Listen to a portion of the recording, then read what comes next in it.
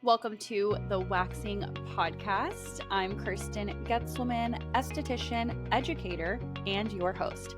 Each week, we'll dive into real conversations, industry tips, and the kind of advice every beauty pro should have in their back pocket. This show is sponsored by Enso, a woman and esthetician-founded brand bringing better options to everyday beauty pros. Let's dive in. Welcome back to the podcast, guys. I'm Kirsten. I'm your host. I'm at Tampa Waxer, Enso Wax, and the Waxing Podcast on Instagram. I'm so excited you guys are here. I don't know if you know this. I've been podcasting since 2020, and I've been pretty consistent. I've taken always breaks in December for the holidays, which I'll do again this year. I've taken maybe a month off in the summer a couple of times, which I kind of love. I started doing this in July, I think, when we started back up. When we were rebranding, that was another big one. We were rebranding, so I did take a little bit time off there. But for the most part, we've been hanging out for a while, and it's really fun. Sometimes I listen to past episodes, and it's so crazy how different I am. It's so crazy how different I feel now. It's so crazy my voice. I know I've gotten compliments from friends who listen to the podcast that have been listening to the podcast and how they're like, wow, you just sound so much more confident. And it's like, I really do and feel different. I feel more confident. I feel more used to this. I feel that this feels just more natural. And all of this to say, Taylor Swift, all of this to say that, you're never going to feel comfortable doing new things right off the bat. I think we are so used to seeing TikTok and so used to being given people on social media who are already big, right? Because we get suggested people that are confident, are this way. But it's they weren't always like that. And I just think podcasting is such a huge reminder. Honestly, I challenge you, somebody that you love, if there's a podcast, it doesn't have to be in this industry, go back, scroll back to a way back to the beginning of their days. They're going to sound completely different because they've grown, they've challenged themselves, they've gotten used to it. It's like working out, right? It's like working out sucks until it becomes your lifestyle. And then it's like you don't know what you would be doing without it.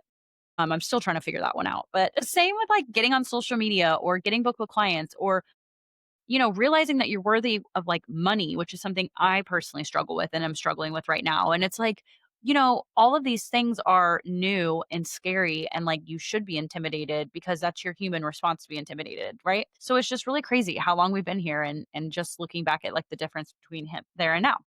And if you're new or needing to catch up on some episodes with guests or different topics, I highly suggest you scroll through and you just kind of find what you need in the moment. No episode has an expiration date of learning. And so if you feel like you want to learn something that I said in 2021, there's the perfect time to listen to it. So today's episode, however, is going to be, drumroll please, the 5 mistakes that I see waxers make over and over again. And you guys, this comes simply because I just trained 2 girls in person last week.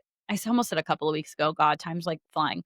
Last week. And it was so refreshing because for the last 3 years until I shut the waxing guide down, because we're going to be rebranding that in the next following couple of years, I really just troubleshooting people online and, had tons of takeaways from that just in itself. But getting to train in person was really refreshing in the sense of I can totally just gauge where people struggle. And it's really cool to do multiple people at one time with training because you can really tailor in to where they're making those mistakes together, meaning both people are making those mistakes, so it's not an individual person that you need to correct. It's both, which means if it's both of them, it's probably somebody listening today.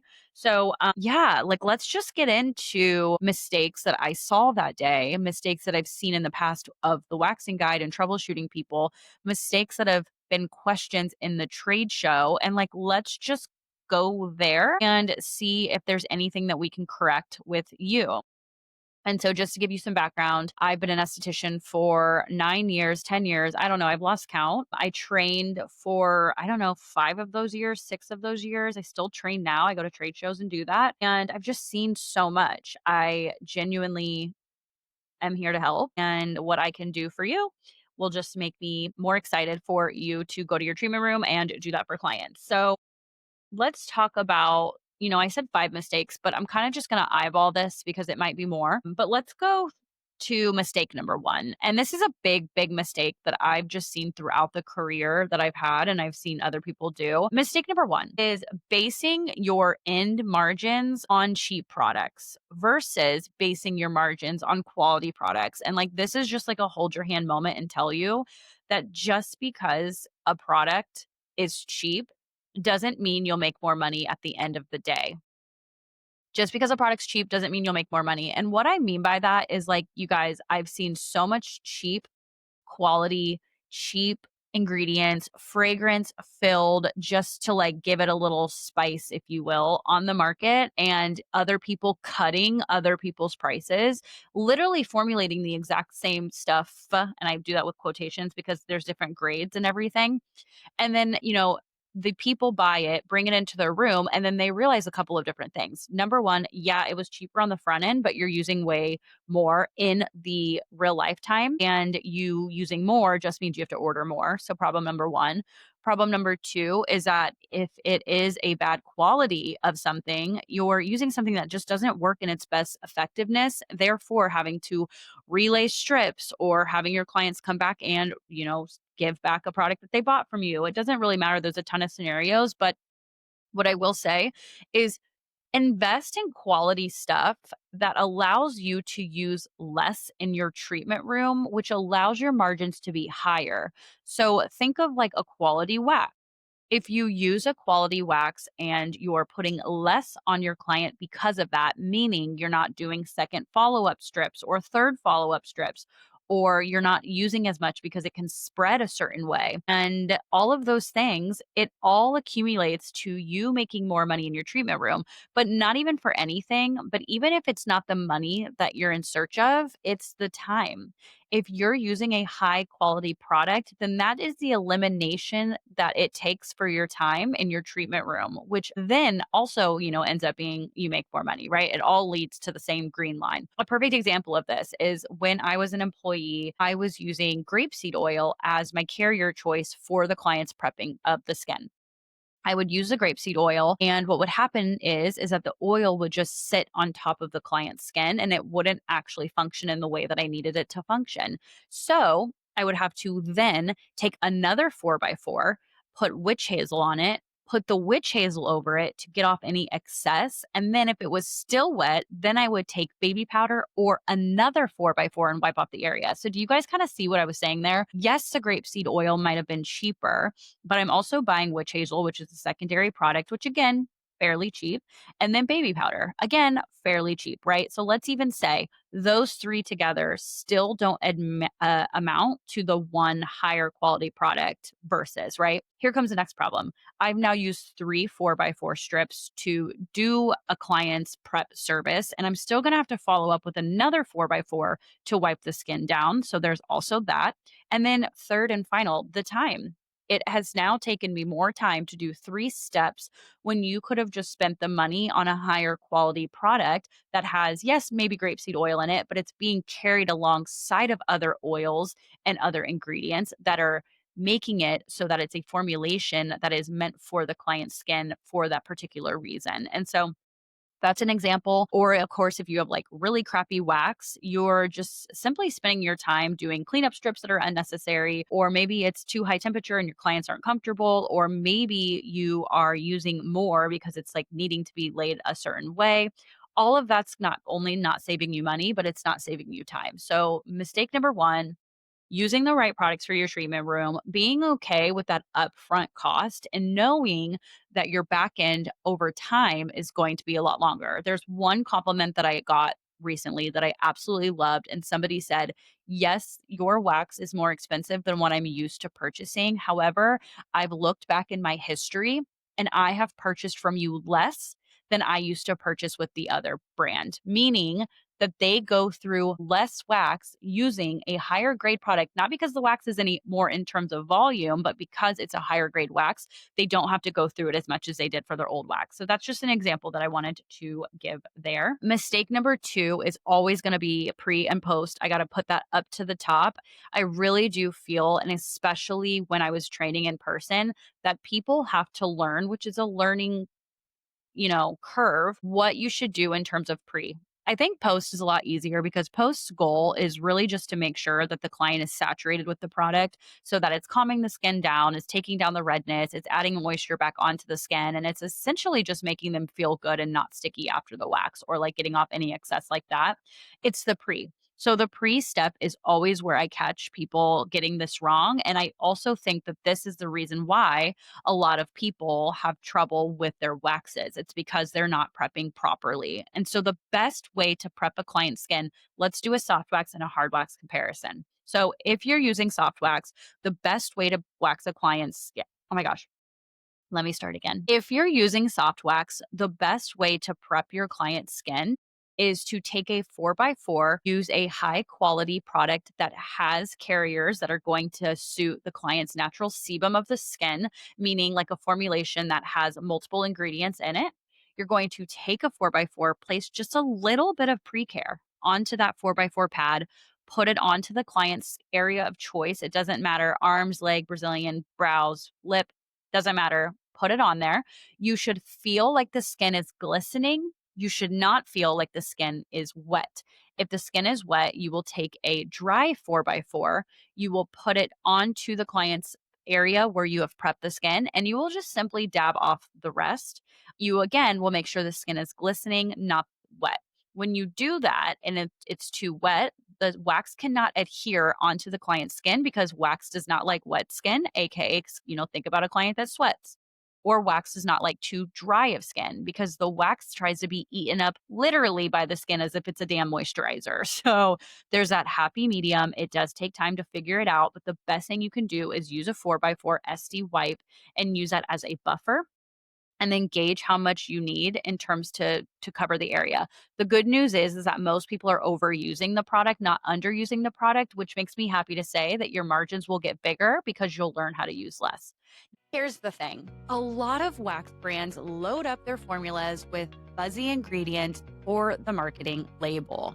Think lavender, zinc, acai, matcha, 24 karat gold, unicorn dust, you name it. But half of it doesn't do anything once it hits the skin, and the real performance suffers. At Enso, we don't chase trends, we chase results. Our waxes are made with high quality, functional ingredients that actually support the skin and help you work efficiently. No gimmicks, no fillers, just wax that melts beautifully, spreads like butter, and is a wax that your clients notice. If you've ever felt like your wax wasn't quite delivering, it might be time to stop buying the buzzword and start choosing performance. Use code TWP10 for 10% off your first order, and I'm going to drop the link down below for you to come hang out in the completely free Enso community channel. It's where estheticians are having real conversations and you're learning about Enso before anybody else. No, it's not your next Facebook group. Enso is a wax that work as hard as you do. And I'm so excited for you to take this opportunity to try it for yourself. Now, when it comes to post care, you can use it as frequent or as much as you want because, again, we're doing different things for different reasons. Post is to prep the skin, put a barrier between the skin and the wax. And again, make sure the skin's not too dry to where the wax is just quite literally being absorbed into the skin. That's where muslin and Pellin strips are going to be a problem and not want to rip or I hate the word rip, pull the wax off because it's being, basically sucked in by the forces of the skin, or it's going to be too wet and the wax is going to be laid properly as well, which puts me to the hard wax scenario. So same with hard wax. When you prep, you can just simply cleanse the skin. So whether that's a individual cleanser, which I have by just a strip, or that's my god, what is it called? Micellar water, which I know my friend Mackenzie uses. That way the skin is not wet even in the least because hard wax shrink wraps around the hair and it does not lay onto the skin. That will be the difference there. So I would say prepping for soft wax is more of a tact to get used to, but hard wax is just simply cleansing the skin and again, liberally putting on the post wax afterwards. Okay, mistake number 3 that I saw, especially when I trained, was just actually, there was a couple of things. So, which by the way is all normal, like it was things that I was doing too. So, another thing is a lot of the times when we start to wax, we are checking in with our clients far too much than we need to. I think it's okay for a simple, like, hey, are you okay? You're doing great. You've got this. Like, it's always cool to be their cheerleader during a time when they're feeling vulnerable. But there is a point where asking them if they're okay too many times starts to then reflect on your vulnerability and how you feel about the service. So, like, I would say take back the "Are you okays" as many times as you can to really just be able to check in with them once, maybe twice, but you should also be filling the room with other conversation, like breathing or conversation around like appointment, aftercare, and things like that. It shouldn't be wrapped up into their feelings. They know wax hurts. They know that it's going to feel painful, right? We're going to prep them for that feeling. And therefore, we don't need to every single pull say, "Are you okay? Are you doing okay? Are you doing okay?" Like, I know it's like the empath in you that makes you probably want to check in with your client, but it is not serving anybody anything. And you're also not allowed to get the words in for aftercare and things like that that are crucial to getting wax times down. So, alleviate their pain by changing the conversation into how it's better effective than shaving, or how in like a month's time they're going to be so happy because they are going to have less hair. Like, keep talking to them about the positives and not checking in on their feelings, if that makes sense to you. Another thing is that people, don't utilize both hands, I think, as much as they can. There's always, and especially with body waxing, there's always a hand that's anchoring or tightening or moving something. And there's always a hand that's working with the wax in hand. So make sure that you always have a firm grip on the area that you are trying to wax, whether it's an anchor. And I mean anchor by like making sure you just like have a place that's like, you're almost like, you're almost like lifting to like get a clear view on what you're seeing, or you are holding something tight, which they should be having their client do the same thing, especially doing a Brazilian wax, or, just like seeing again where you need to go. I think that those are really important. And I think that people are afraid to put their hands in certain places. And I think that at the end of the day, remind yourself that you're a professional.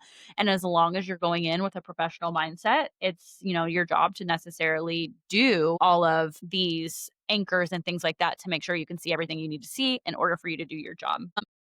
And then let's see, number 5. This is like a soft wax tip, and I will say too, make sure this was like a big one. Make sure when you pull a strip, no matter if it's hard or it's soft wax, that you are making sure to take your fingers and like pressure pulse point onto the area that you just did.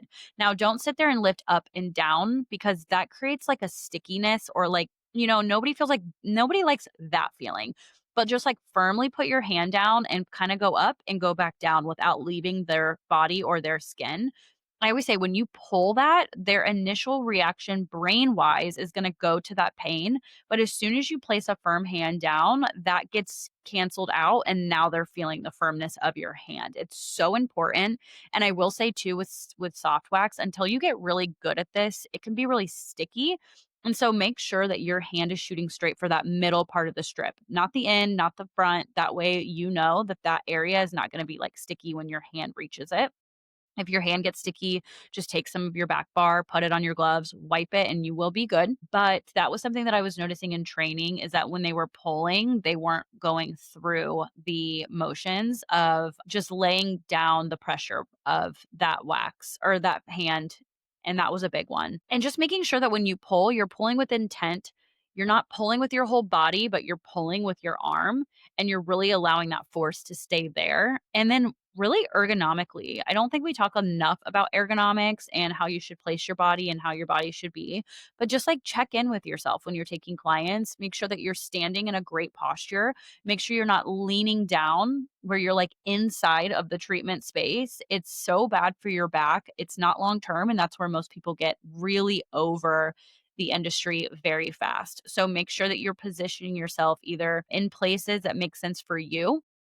Always make sure that you know that your client has to accommodate for you, not the other way around, okay? Your client is laying there. That's their only job. Yes, you can move their legs around. Yes, you can move their body around to make sure they're comfortable, but at the end of the day, you have to also be comfortable. And they're coming in for their 15-minute appointment, but you're seeing 20 of them. Just think about that. So make sure you get in good positions where you're comfortable. Try not to make that mistake, because if you learn that mistake that way, then you're just going to sit there and continue that mistake on until you're like a broken back person. And I don't want that for you. So make sure that you're doing that as well. Yeah, I mean, there's, little things that happen in the treatment room that I feel like are worth and necessary to talk about. But those are like my top ones. And I think those are good because they kind of go with every single body area. And yeah, so I will leave you with those. I hope that you learned at least one new thing while sitting back enjoying this episode. And I will see you next week. Thank you for listening to the Waxing Podcast. If you found today's conversation helpful, be sure to follow the show and leave a review. It helps continue creating resources for beauty pros just like you. For updates and more, follow us on Instagram at the Waxing Podcast. I'll see you next week.